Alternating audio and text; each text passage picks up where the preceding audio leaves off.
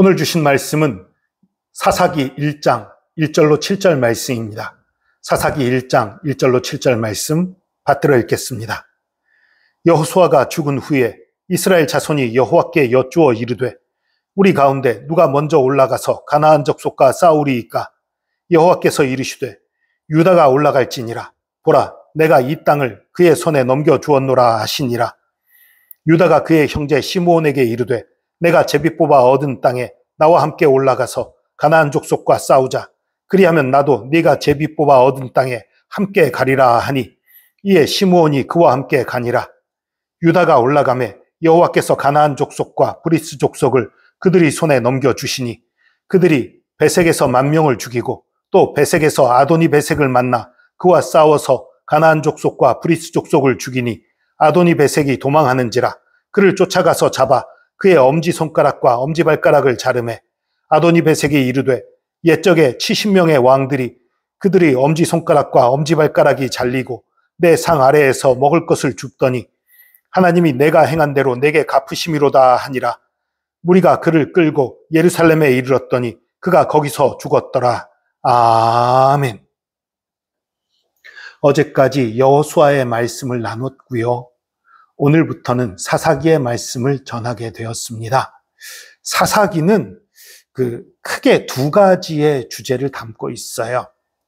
첫 번째, 사사기 마지막 절입니다. 21장 25절에 그때 이스라엘에 왕이 없으므로 사람이 각기 자기의 소견에 옳은 대로 행하였더라. 하나님을 떠난 사람들의 잘못된 모습들, 어리석고 미련한 모습들, 악한 모습들, 무너져가는 모습들, 그런 것들이 사사기에 드러나 있어요.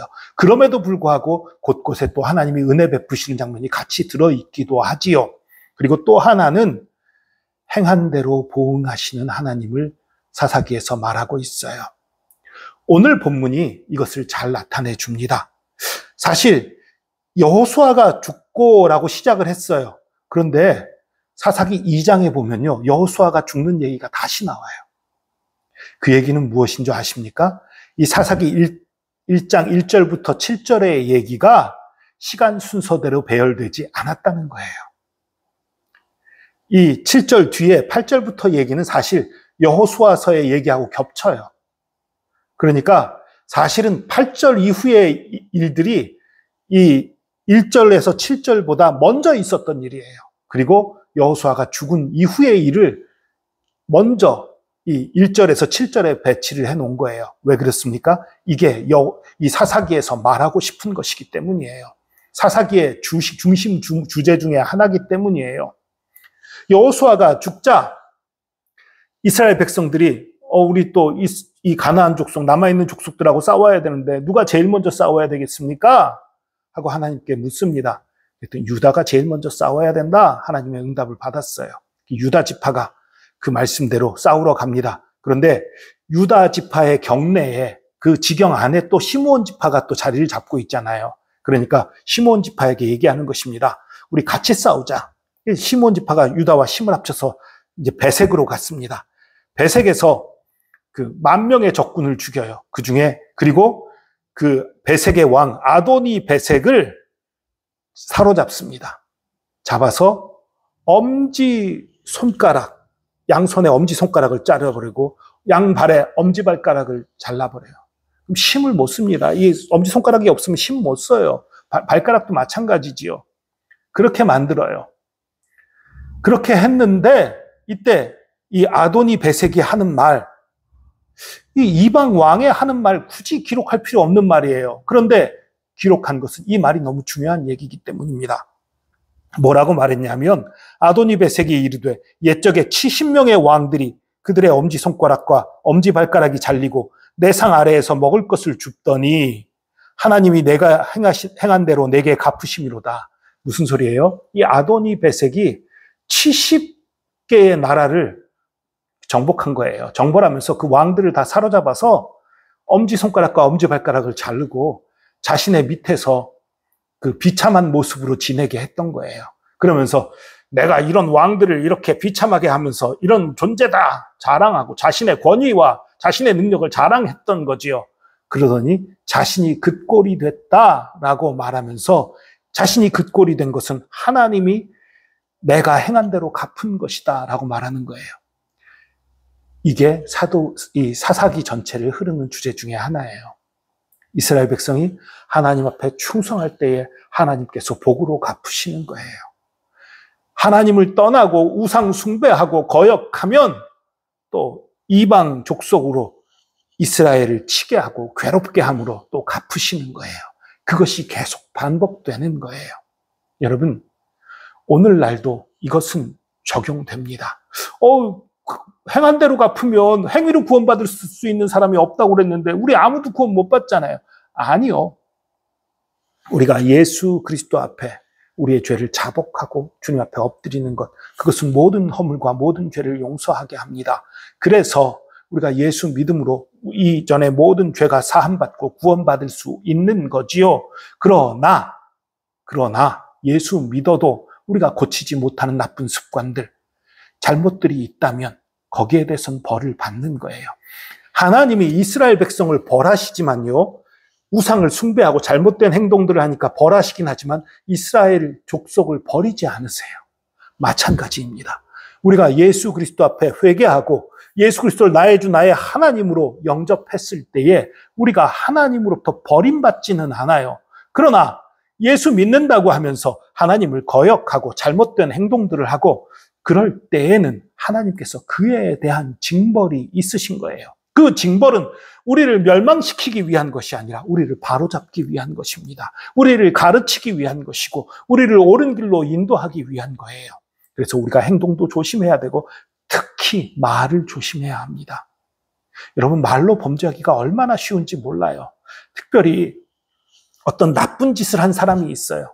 그 나쁜 짓을 한 사람한테 저거 저러면 안 되는데, 우리가 또 때로는 그 나쁜 짓을 한 사람한테 욕할 수도 있겠지요.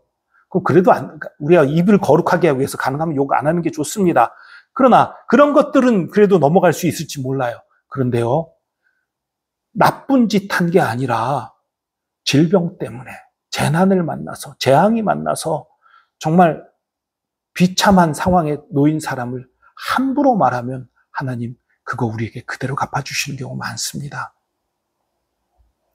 어떤 몹쓸 병에 걸려가지고 행색이 참 안 좋아진 사람, 나빠진 사람이 있어요. 그걸 저렇게 사는 죽는 게 낫겠다. 이런 소리 해서는 안 됩니다. 저건 뭐야, 저러고도, 이런 식의 우리 표현들 가볍게 나오기 쉽잖아요. 저게 뭐야, 저게 사람이 저렇게 닮으면 어떡해. 여러분, 불쌍히 여겨야 될 일이지 비웃을 얘기들 아닙니다.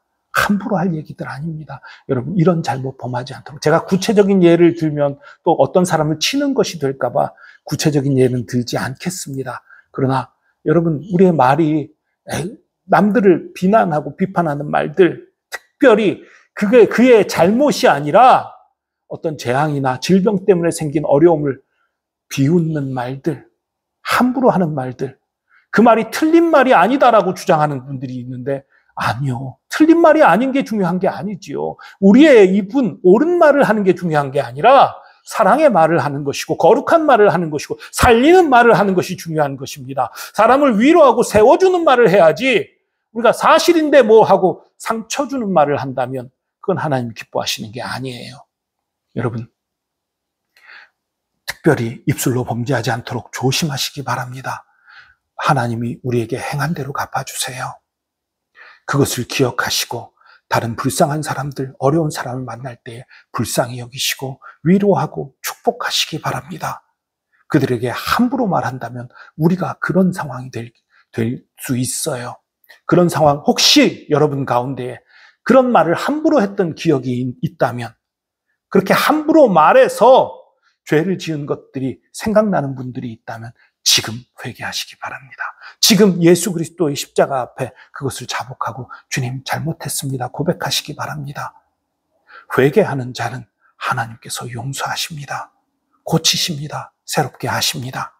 여러분, 우리의 행한 대로 갚으시는 하나님 가볍게 여기지 마십시오. 사랑의 하나님이지만 우리를 거룩하게 하기 위해서, 우리를 옳은 길로 인도하시기 위해서 아주 엄한 벌을 내리시기도 하는 하나님이십니다.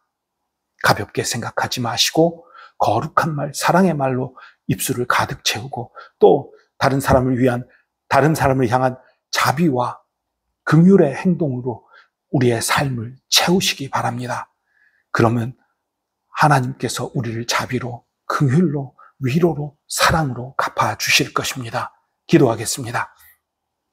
주님, 우리가 어리석고 미련하여 함부로 말하며 함부로 행동하며 불쌍한 사람들, 연약한 사람들, 비참한 사람들을 함부로 대할 때가 많이 있음을 고백합니다.